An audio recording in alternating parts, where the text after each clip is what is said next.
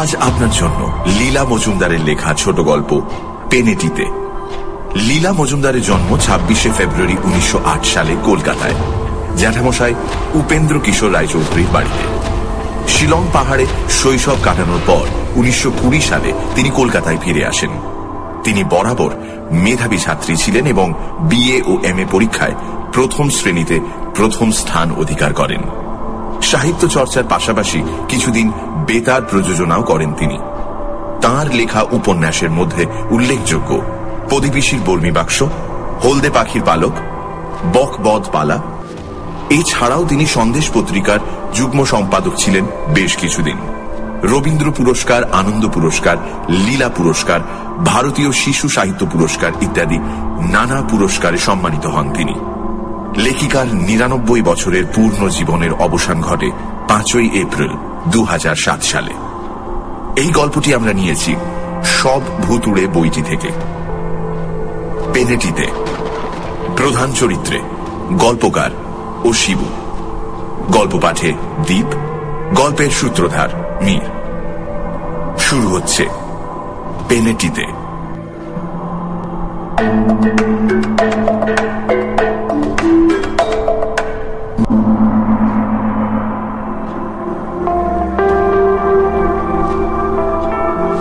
পেনেটিতে একেবারে গঙ্গার ধারে আমার বড় মামা একটা বাড়ি কিনে বসলেন। শুনলাম বাড়িটাতে নাকি ভূতের উপদ্রব, তাই কেউ সেখানে থাকতে চায় না। সেই জন্য বড় মামা ওটাকে খুব সস্তাতেই পেয়েছিলেন। যাই হোক, বিয়ে টিয়ে করেননি, আপত্তি করবার লোকও ছিল না। মেজো মাসিমা একবার বলেছিলেন বটে, নাই বা কিনলে দাদা, কিছু নিশ্চয়ই আছে, নইলে কেউ থাকে না কেন? বড় মামা রেগে মেগে বাড়ির কাগজপত্র সই করবার আগে ওদের কুস্তির আড্ডা দুজন সন্ডাকে নিয়ে সেখানে দিব্যি আরামে দুরাত কাটিয়ে এলেন। সন্ডাদের অবশ্যই সব কথা ভেঙে বলা হয়নি। তারা দুবেলা মুরগি খাবার লোভে মহা খুশি হয়েই থাকতে রাজি হয়েছিল। পরে আড্ডায় ফিরে এসে যখন বড় মামা ব্যাপারটা খুলে বলেছিলেন, তখন তারা বেজায় চটে গিয়েছিল। যদি কিছু হতো দাদা, গায়ের জোর দিয়ে তো ওনাদের সঙ্গে পেরে ওঠা যেত না। ২ মাস পরে বড় মামা সেখানে রেগুলার বসবাস শুরু করলেন। সঙ্গে গেল বঙ্কু ঠাকুর। তার রান্না যে একবার খেয়েছে সে জীবনে ভুলেনি। আর গেল নটবর বেয়ারা, তার ৪৪ ইঞ্চি বুকের ছাতি, রোজ সকালে বিকেলে আধ ঘন্টা করে ২টো আধমনি মুগুর ভাঁজে। আর ঝগড়ু জমাদার, সে ৪-৫ বার জেল খেটে এসেছে গুন্ডামি টুন্ডামির জন্য। এরা কেউ শুধু ভূত কেন, ভগবানেও বিশ্বাস করে না। আমরা বরানগরে ছিলাম, আমি ক্লাস 9-এ পড়ছি। এমন সময় বাবা পাটনা বদলি হয়ে গেলেন, আর আমার স্কুল নিয়েই হলো মহা মুশকিল। বড় মামা তাই শুনে বললেন, কোচ পরোয়া নেই, আমার কাছে পাঠিয়ে দাও, এমন কিছু দূরত্ব পড়বে না। বেটা বঙ্কুর রান্না খাবে, আর আমিও আমার নতুন কবিতাগুলো শোনাবার লোক পাবো। বঙ্কুরা তো আজকাল আর শুনতে চায় না। ভালোই হলো। শেষ পর্যন্ত তাই ঠিক হলো। মারা যেদিন সকালে পাটনা চলে গেলেন, আমার জিনিসপত্র বড় মামার ওখানে পাঠিয়ে দেওয়া হলো, আর আমিও সারাদিন স্কুল করে বিকেলে গিয়ে সেখানে হাজির হলাম। মনটা তেমন ভালো ছিল না। মারাও চলে গেছেন, আবার আমাদের ক্লাসের যোগু আর ভুটে বলে 2 কাপ্তেন কিছুদিন থেকে এমনি বাড়াবাড়ি শুরু করেছিল যে স্কুলে টেকা দায় হয়ে উঠেছিল। আগে ওরাই আমার বেস্ট ফ্রেন্ড ছিল, কিন্তু পুজোর ছুটির সময় সামান্য একটা ব্যাপার নিয়ে ওরা এমন ছোট লোকের মতো ব্যবহার আরম্ভ করেছিল যে ওদের সঙ্গে সম্পর্ক বন্ধ করতে বাধ্য হয়েছিল। এখন ওরাই হলেন ফুটবলের ক্যাপ্টেন, ক্লাবের সেক্রেটারি। সেই দিনও ওদের সঙ্গে বেশ একটা কথা কাটাকাটি হয়ে গেছে, সে আবার অঙ্ক ক্লাসে। আমার একার দোষ নয়, কিন্তু ধরা পড়ে বকুনি খেলাম আমি। ওরা দেখলাম খাতার আড়ালে ফ্যাঁচ ফ্যাঁচ করে হাসছে। বাড়ি এসেও মনটা একটু খারাপই ছিল। একেবারে জলের মধ্যে থেকে ঘাটের সিঁড়ি উঠে গেছে বারান্দা পর্যন্ত। বিশাল বিশাল ঘর, ঝগড়ু আর নটবর তকতকে করে রেখেছে। প্রায় সবগুলোই খালি, শুধু নিচের তলায় বসবার ও খাবার ঘরে আর দোতলায় 2টো শোবার ঘরে বড় মামা কয়েকটা দরকারি আসবাব কিনে সাজিয়েছেন। কেউ কোথাও নেই, বড় মামাও কোথাও বেরিয়ে গেছে। নিচে থেকে বঙ্কুর রান্নার লুচি আলুর দম খেয়ে ওপরে গেলাম। বই রেখে আমার ঘরের সামনে চওড়া বারান্দা থেকে দেখি বাগানময় ঝোপঝাপ, আম গাছ, কাঁঠাল গাছও গোটা কত গাছে।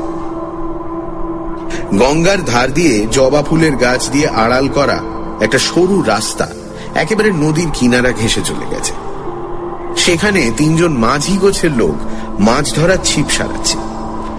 একজন বুড়ো আর 2 জন আমার চেয়ে একটু বড় হবে।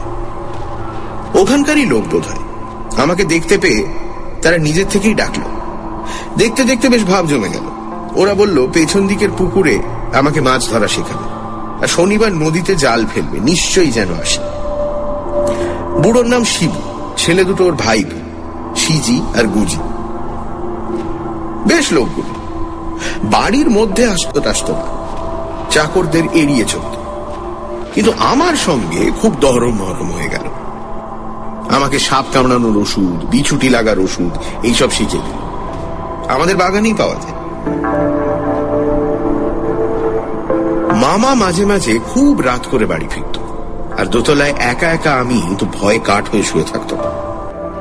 শিবুদের কাছে সে কথা জানাতেই যেদিনই মামা বেরোতেন সেদিন ওরা জলের পাইপ বেয়ে ওপরে উঠে বারান্দায় বসে আমার সঙ্গে কত যে গল্প করতো তা ঠিক নেই। সব মাঝিদের গল্প, ঝড়ের কথা, নৌকা ডুবির কথা, কুমির আসার কথা, হাঙর মারার কথা, সমুদ্রের কথা, এইসব। ওদিকে স্কুলের ঝগড়া বাড়তে বাড়তে এমন হলো যে ওই যোগু, ভুটে আর নীলো বলে ওদের কি এক সাকরেত জুটেছে, এই 3 জনকে অন্তত আচ্ছা করে শিক্ষা না দিলে চলে না। শিবু বলল, বাবু এইখানে ডেকে এনে সবাই মিলে কষে পিটুনি লাগাই। বললাম, না রে, শেষটা স্কুল থেকেই নাম কাটিয়ে দেবে। তার চেয়ে এখানে এনে এমনি ভূতের ভয় দেখাই যে বাচ্চাধনদের চুল দাড়ি সব খাড়া হয়ে যাবে। তাই শুনে ওরা 3 জনেই হেসে উঠল। আমি বললাম, দেখ, তোদের 3 জনকে কিন্তু ভূত সাজতে হবে, আর আমি ওদের ভুলিয়ে ভালিয়ে আনবো। তোদের সব সাজিয়ে গুজিয়ে দেবো। সাজিয়ে গুজিয়ে দেবেন কেন বাবু? রং টাং মাখিয়ে দেবার দরকার হবে না, 3টে চাদর দেবেন। আমরা সাদা চাদর গায়ে জড়িয়ে গঙ্গার ধারে ঝোপের মধ্যে এমনি এমনি করে হাত লাড়তে থাকবো আর ও শব্দ করবো। দেখবেন ওনাদের পিলে চমকে যাবে। ছেঁড়া চাদর 3টে দিয়ে দিলাম। সত্যি ওদের বুদ্ধির তারিফ না করে পারলাম না। ভালোই হবে, তাহলে আমাকে আর কেউ সন্দেহ করবে না। বাড়িটার একটা অপবাদ তো আছেই। শুক্রবার স্কুলে গিয়ে যোগু ভুটেদের সঙ্গে কথা বন্ধ করলাম। বাবা, ওদের রাগ দেখে কে। কিরে হতভাগা, ভারী লাট সাহেব হয়েছিস যে, কথা বলছিস না যে বড়? বললাম, মেয়েদের সঙ্গে আমি বড় একটা কথা বলি না, ব্যাচেলার মামার শিক্ষা। তারা তো রেগে কাঁই। এই মেয়েদের সঙ্গে মানে? মেয়েদের আবার কোথায় দেখলি? বললাম, যারা ভূতের ভয়ে আমার বাড়ি যায় না তাদের সঙ্গে মেয়েদের আর কি তফাৎ। যোগু রাগে ফোঁস ফোঁস করতে করতে বলল, এই খবরদার বলে দিচ্ছি, যা মুখে আসবে তাই বলবি না গুপে। 100 বার বলবো, তোমরা ভীতু কাপুরুষ মেয়ে মানুষ। যোগু আমাকে মারে আর কি, শুধু অঙ্কের মাস্টার মশাই এসে পড়লেন বলে বেঁচে গেলাম। স্কুল ছুটির সময় ভুটে পিছন থেকে এসে আমার কানে কানে বলল, সন্ধ্যেবেলা 7টার সময় তোমাদের বাড়ির বাগানে না 8 ঘন্টা ধরে আমরা বেড়াবো। 8 ঘন্টা দেখি তোমাদের ভূতের দৌড় কতখানি, তা একবার দেখি। আমাদের চিনতে এখন তোমার ঢের বাকি আছে। আমি তো তাই চাই। শিবুরা আজকের কথাই বলে রেখেছিল। বাড়ি গিয়ে খেয়ে দিয়ে একটু এদিক ওদিক ঘুরলাম, ওদের দেখতে পেলাম না। একটু নার্ভাস লাগছিল, যদি ভুলে যায়। নদীর ধারে একটা ঝোপের পেছন থেকে গুজি ডেকে বলল, বাবু সব ঠিক আছে আমাদের। প্রায় সঙ্গে সঙ্গেই যোগু, ভুটে, নীলো 3 ক্যাপ্টেন এসে হাজির।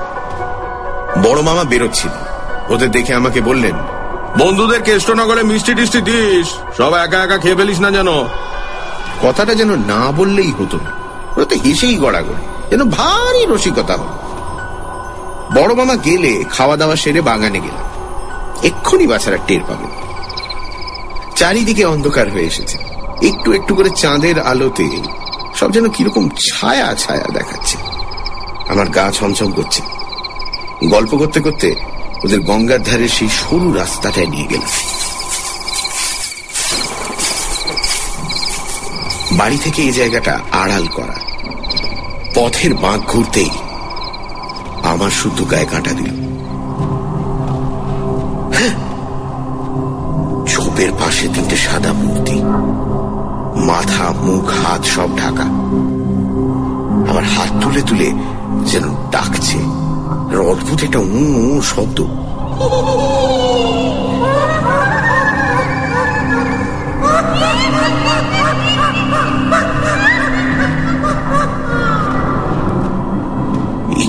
একটু হাসিও পাচ্ছিল। যোগুরা 1 মিনিটের জন্য ভয়ে সাদা হয়ে গেছিল। তারপর আমার দিকে তাকিয়ে, তবে রে হতভাগা, চালাকি করবার জায়গা পাসনি বলে ছুটে গিয়ে চাদর শুদ্ধ মূর্তিগুলোকে জাপটে ধরল। তারপরের কথা আমি নিজের চোখে দেখেও যেন বিশ্বাস করতে পারছি না। তোমরা আর কি করবে? ছোঁবা মাত্র মূর্তিগুলো যেন ঝুরঝুর করে হাওয়ায় মিলিয়ে গেল। শুধু চাদর 3টে মাটিতে পড়ে রইল। যোগু ভুটে নেলেও তক্ষুনি মুছে গেল। আমি পাগলের মতো ও শিবু, ও সিজি, ও গুজি করে ছুটে বেড়াতে লাগলাম। গাছের পাতার মধ্যে দিয়ে ঠান্ডা বাতাস বইতে লাগলো। আর গোলযোগ শুনে বঙ্কু, নটবরা, ঝগড়ু হল্লা করতে করতে এসে হাজির হল।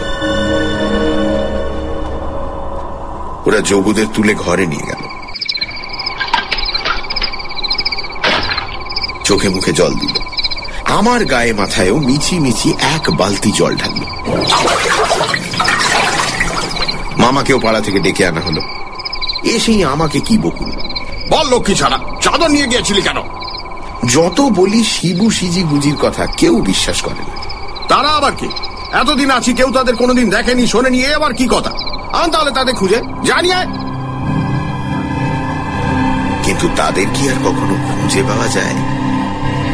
তারা তো আমার চোখের সামনে ঝুরঝুর করে কর্পূরের মতো উবে গেছে।